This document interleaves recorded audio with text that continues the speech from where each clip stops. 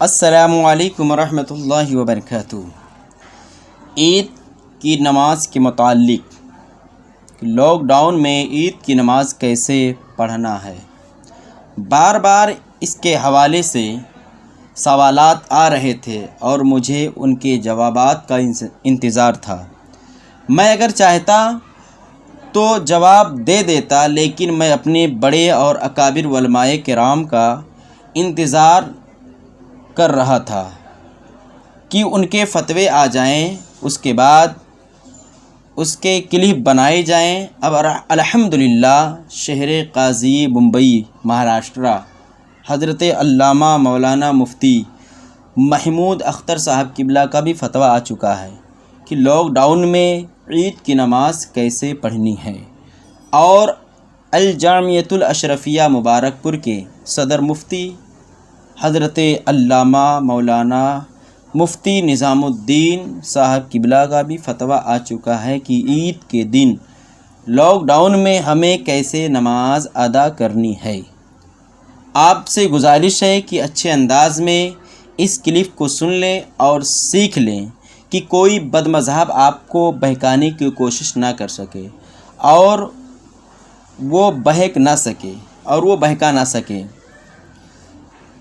آپ الگ الگ کلپ دیکھیں گے، بہت سارے لوگ یہ آپ کو اجازت دیں گے کہ آپ گھر میں یا گھر پہ عید کی نماز پڑھیں، بالکل ایسے ہی جیسے انہوں نے نماز جمعہ کی پرمیشن دی ہے کہ گھروں میں عید کی نماز پڑھ لیں اور جماعت کے ساتھ پڑھ لیں۔ لیکن صحیح مسئلہ جاننا آپ کے لیے بیحد ضروری ہے۔ سب سے پہلے آپ یہ جان لیں کہ عید کے لیے وہی شرطیں ہیں جو نماز جمعہ کے لیے شرطیں ہیں، سوائے خطبہ کے، یعنی جو شرط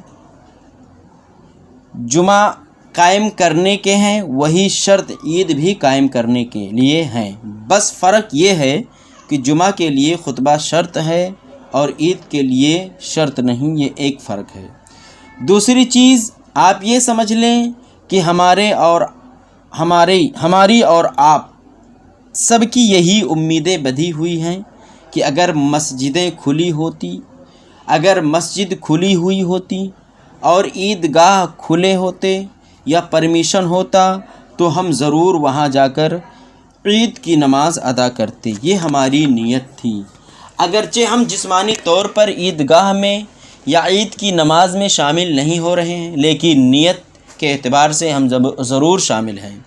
تو نیت ہماری تھی، اگر کھلا ہوتا تو ہم عید کی نماز ادا کرتے۔ اللہ کا شکر ہے کہ اب تک ہم ایسا کرتے ہی آ رہے ہیں، تو انشاءاللہ رب کی ذات سے امید ہے کہ اس نیت کا ثواب ضرور ملے گا۔ تیسری چیز یہ سمجھیں کہ جمعہ کی نماز گورنمنٹ کے پرمیشن پر 5 لوگ نماز جمعہ ادا کرتے ہیں لاک ڈاؤن میں۔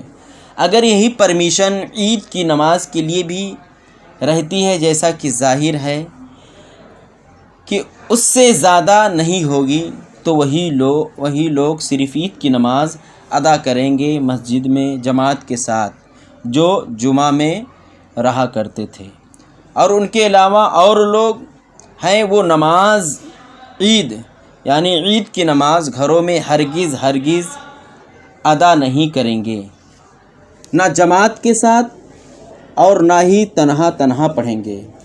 جس کو حکومت کی جانب سے اجازت ہے وہی لوگ 4-5 فرد پڑھیں گے، اور ان کے علاوہ جو گھروں میں ہیں وہ نماز عید کو گھروں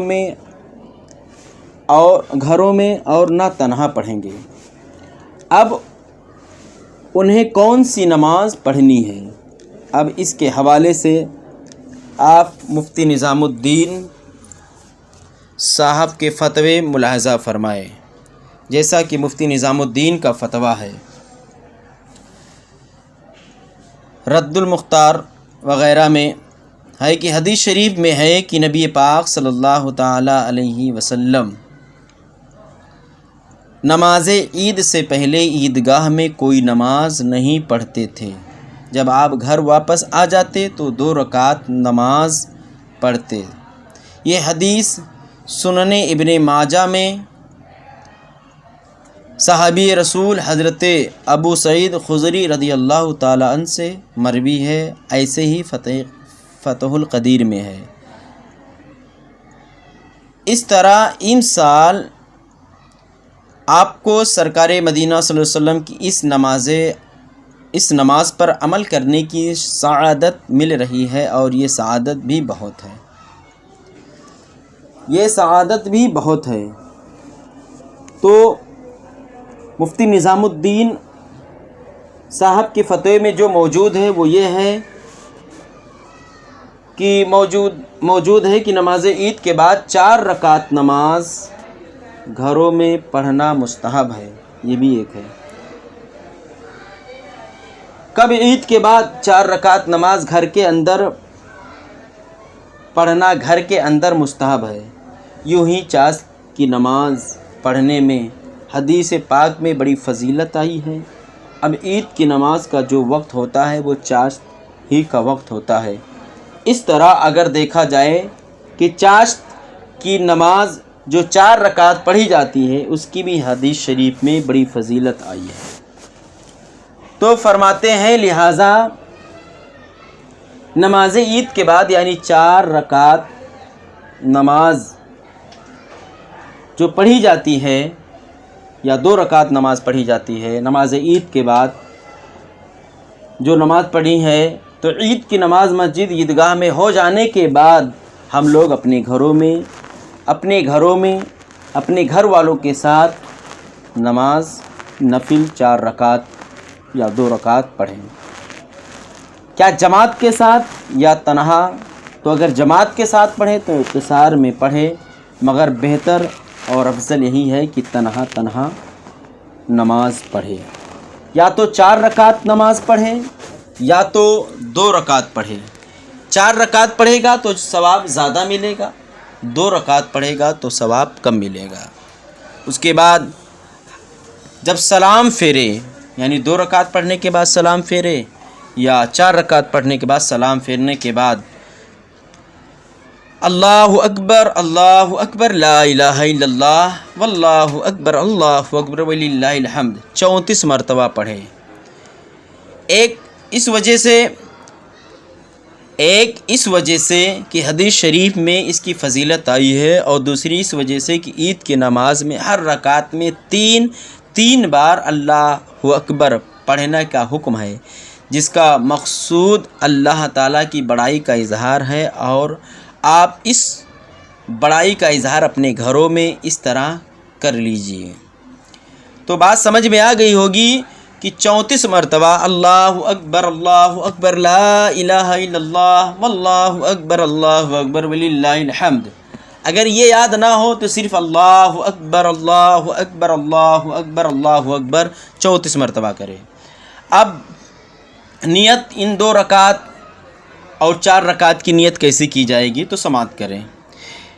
اگر 4 رکعت پڑھنی ہے تو نیت کی میں نے 4 رکعت نماز نفل اللہ تعالیٰ کے لیے، منہ میرا کعبہ شریف کی طرف، اللہ اکبر۔ اگر 2 رکعت کی نیت کرنی ہے تو نیت کی میں نے 2 رکعت نماز نفل واسطے اللہ تعالیٰ کے، منہ میرا کعبہ شریف کی طرف، اللہ اکبر۔ یہ نماز کے طریقے ہیں جو عید کے بعد 4 رکعت اور 2 رکعت نماز آپ کو پڑھنی ہے۔ مجھے امید ہے کہ آپ لوگ ضرور سمجھ گئے ہوں گے کہ ہمیں اس پرفتن دور میں، اس لاک ڈاؤن میں ہمیں کیسے نماز پڑھنی ہے۔